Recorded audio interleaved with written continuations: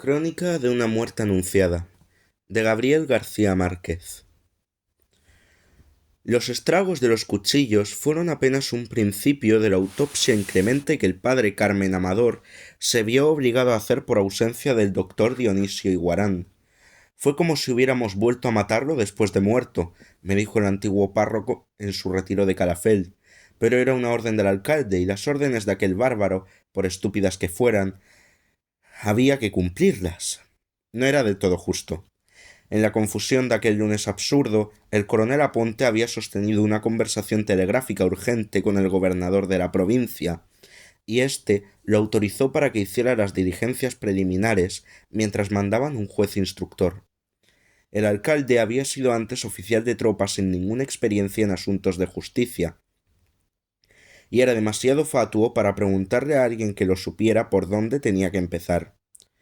Lo primero que lo inquietó fue la autopsia. Cristo Bedoya, que era estudiante de medicina, logró la dispensa por su amistad íntima con Santiago Nasar. El alcalde pensó que el cuerpo podía mantenerse refrigerado hasta que regresara el doctor Dionisio Iguarán, pero no encontró nevera de tamaño humano, y la única apropiada en el mercado estaba fuera de servicio. El cuerpo había sido expuesto a la contemplación pública en el centro de la sala, tendido sobre un angosto catre de hierro, mientras le fabricaban un ataúd de rico. Habían llevado los ventiladores de los dormitorios y algunos de las casas vecinas, pero había tanta gente ansiosa de verlo que fue preciso apartar los muebles y descolgar las jaulas y las macetas de helechos, y aun así era insoportable el calor. Además, los perros alborotados por el olor de la muerte aumentaban la zozobra. No habían dejado de aullar desde que yo entré en la casa, cuando Santiago Nasar agonizaba todavía en la cocina, y encontré a Divina Flor llorando a gritos y manteniéndolos a raya con una tranca. —Ayúdame —me gritó—, que lo que quieren es comerse las tripas. Los encerramos con candado en las pesebreras. Plácido Alinero ordenó más tarde que los llevaran a algún lugar apartado hasta después del entierro. Pero hacia el mediodía, nadie supo cómo, se escaparon de donde estaban e irrumpieron enloquecidos en la casa. Plácido Alinero, por una vez, perdió los estribos. —¡Estos perros de mierda! —gritó—, ¡que los maten! La orden se cumplió de inmediato y la casa volvió a quedar en silencio. Hasta entonces no había temor alguno por el estado del cuerpo. La cara había quedado intacta, con la misma expresión que tenía cuando cantaba, y Cristo Bedoya le había vuelto a colocar las vísceras en su lugar y lo había fajado con una banda de lienzo. Sin embargo, en la tarde empezaron a manar de las heridas unas aguas color de almíbar que atrajeron a las moscas, y una mancha dorada le apareció en el bozo y se extendió muy despacio como la sombra de una nube en el agua hasta la raíz del cabello. La cara que siempre fue indulgente adquirió una expresión de enemigo, y su madre se la cubrió con un pañuelo. El coronel Aponte comprendió entonces que ya no era posible esperar, y le ordenó al padre Amador que practicara la autopsia. Habría sido peor desenterrarlo después de una semana, dijo. El párroco había hecho la carrera de medicina y cirugía en Salamanca, pero ingresó en el seminario sin graduarse, y hasta el alcalde sabía que su autopsia carecía de valor legal. Sin embargo, hizo cumplir la orden. Fue una masacre, consumada en el local de la escuela pública con la ayuda del boticario que tomó las notas y un estudiante de primer año de medicina que estaba aquí de vacaciones. Solo dispusieron de algunos instrumentos de cirugía menor y el resto fueron hierros de artesanos. Pero al margen de los destrozos en el cuerpo, el informe del padre Amador parecía correcto, y el instructor lo incorporó al sumario como una pieza útil. 7 de las numerosas heridas eran mortales. El hígado estaba casi seccionado por 2 perforaciones profundas en la cara anterior. Tenía 4 incisiones en el estómago y una de ellas tan profunda que lo atravesó por completo y le destruyó el páncreas. Tenía otras 6 perforaciones menores en el colon transverso y múltiples heridas en el intestino delgado. La única que tenía en el dorso, a la altura de la tercera vértebra lumbar, le había perforado el riñón derecho. La cavidad abdominal estaba ocupada por grandes témpanos de sangre, y entre el lodazal de contenido gástrico apareció una medalla de oro de la Virgen del Carmen que Santiago Nasar se había tragado a la edad de 4 años. La cavidad torácica mostraba 2 perforaciones, una en el segundo espacio intercostal derecho que le alcanzó a interesar el pulmón y otra muy cerca de la axila izquierda. Tenía además 6 heridas menores en los brazos y las manos, y 2 tajos horizontales, uno en el muslo derecho y otro en los músculos del abdomen. Tenía una punzada profunda en la palma de la mano derecha. El informe dice, parecía un estigma del crucificado. La masa encefálica pesaba 60 gramos más que la de un inglés normal, y el padre Amador consignó en el informe que Santiago Nassar tenía una inteligencia superior y un porvenir brillante. Sin embargo, en la nota final señalaba una hipertrofia del hígado que atribuyó a una hepatitis mal curada. Es decir, me dijo, que de todos modos le quedaban muy pocos años de vida. El doctor Dionisio Iguarán, que en efecto le había tratado una hepatitis a Santiago Nassar a los 12 años, recordaba indignado aquella autopsia. Tenía que ser cura para ser tan bruto, me dijo. No hubo manera de hacerle entender nunca que la gente del trópico tenemos el hígado más grande que los gallegos. El informe concluía que la causa de la muerte fue una hemorragia masiva ocasionada por cualquiera de las 7 heridas mayores. Nos devolvieron un cuerpo distinto. La mitad del cráneo había sido destrozado con la trepanación y el rostro de galán que la muerte había preservado acabó de perder su identidad.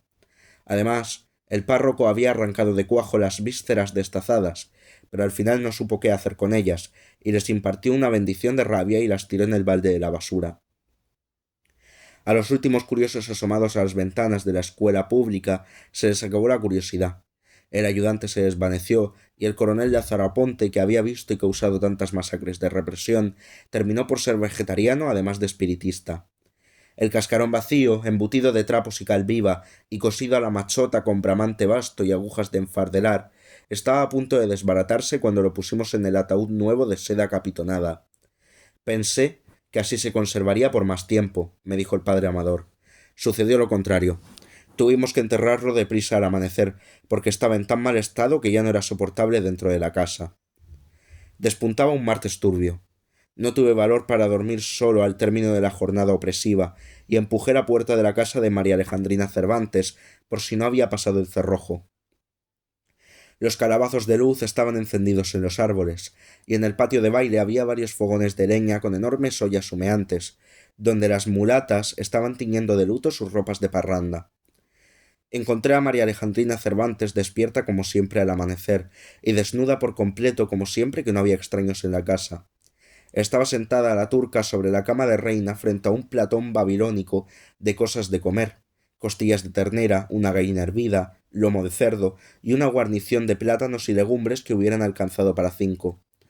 Comer sin medida fue siempre su único modo de llorar, y nunca la había visto hacerlo con semejante pesadumbre. Me acosté a su lado, vestido, sin hablar apenas y llorando yo también a mi modo. Pensaba en la ferocidad del destino de Santiago Nassar, que le había cobrado 20 años de dicha no sólo con la muerte, sino además con el descuartizamiento del cuerpo y con su dispersión y exterminio.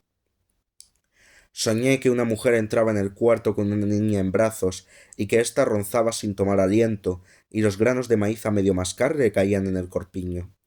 La mujer me dijo, ella mastica a la topa tolondra, un poco al desgaire, un poco al desgarriate. De pronto sentí los dedos ansiosos que me soltaban los botones de la camisa, y sentí el olor peligroso de la bestia de amor acostada a mis espaldas, y sentí que me hundía en las delicias de las arenas movedizas de su ternura. Pero se detuvo de golpe, tosió desde muy lejos y se escurrió de mi vida. No puedo, dijo. Hueles a él. No solo yo. Todo siguió oliendo a Santiago Nassar aquel día. Los hermanos vicarios los sintieron en el calabozo donde los encerró el alcalde mientras se le ocurría qué hacer con ellos. Por más que me restregaba con jabón y estropajo no podía quitarme el olor, me dijo Pedro Vicario. Llevaban 3 noches sin dormir, pero no podían descansar, porque tan pronto como empezaban a dormirse volvían a cometer el crimen. Ya casi viejo, tratando de explicarme su estado de aquel día interminable, Pablo Vicario me dijo sin ningún esfuerzo. Era como estar despierto 2 veces. Esa frase me hizo pensar que lo más insoportable para ellos en el calabozo debió haber sido la lucidez. El cuarto tenía 3 metros de lado, una claraboya muy alta con varas de hierro, una letrina portátil, un aguamanil con su palangana y su jarra, y 2 camas de mampostería con colchones de estera. El coronel Aponte, bajo cuyo mandato se había construido, decía que no hubo nunca un hotel más humano. Mi hermano Luis Enrique estaba de acuerdo, pues una noche lo encarcelaron con una reyerta de músicos y el alcalde permitió por caridad que una de las mulatas lo acompañara. Tal vez los hermanos Vicario hubieran pensado lo mismo a las 8 de la mañana, cuando se sintieron a salvo de los árabes. En ese momento los reconfortaba el prestigio de haber cumplido con su ley, y su única inquietud era la persistencia del olor. Pidieron agua abundante, jabón de monte y estropajo, y se lavaron la sangre de los brazos y la cara, y lavaron además las camisas, pero no lograron descansar.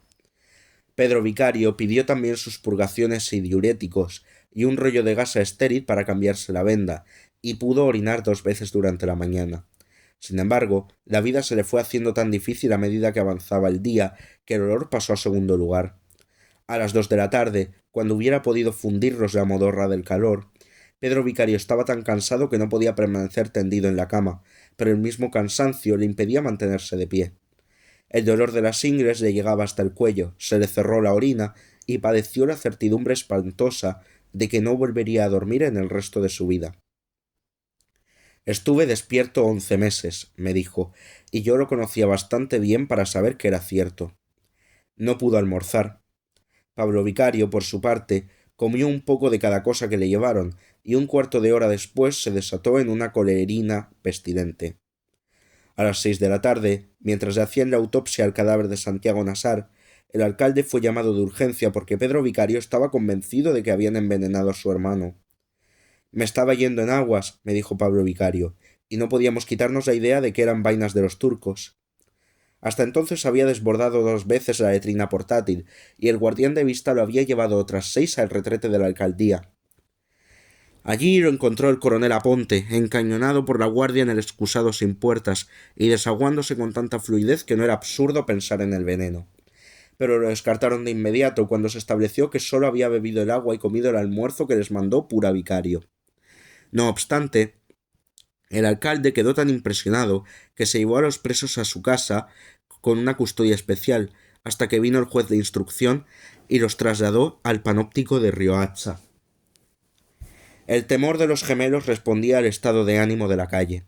No se descartaba una represalia de los árabes, pero nadie, salvo los hermanos Vicario, había pensado en el veneno. Se suponía más bien que aguardaran la noche para echar gasolina por la claraboya e incendiar a los prisioneros dentro del calabozo. Pero aún esa era una suposición demasiado fácil. Los árabes constituían una comunidad de inmigrantes pacíficos que se establecieron a principios de siglo en los puertos del Caribe, aun en los más remotos y pobres, y allí se quedaron vendiendo trapos de colores y baratijas de feria. Eran unidos, laboriosos y católicos, se casaban entre ellos, importaban su trigo, criaban corderos en los patios y cultivaban el orégano y la berenjena, y su única pasión tormentosa eran los juegos de barajas. Los mayores siguieron hablando el árabe rural que trajeron de su tierra y lo conservaron intacto en familia hasta la segunda generación, pero los de la tercera, con excepción de Santiago Nasar, les oían a sus padres en árabe y les contestaban en castellano, de modo que no era concebible que fueran a alterar de pronto su espíritu pastoral para vengar una muerte cuyos culpables podíamos ser todos.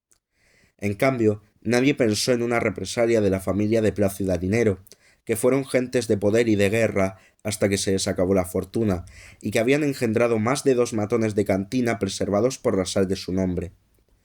El coronel Aponte, preocupado por los rumores, visitó a los árabes familia por familia, y al menos por esa vez sacó una conclusión correcta.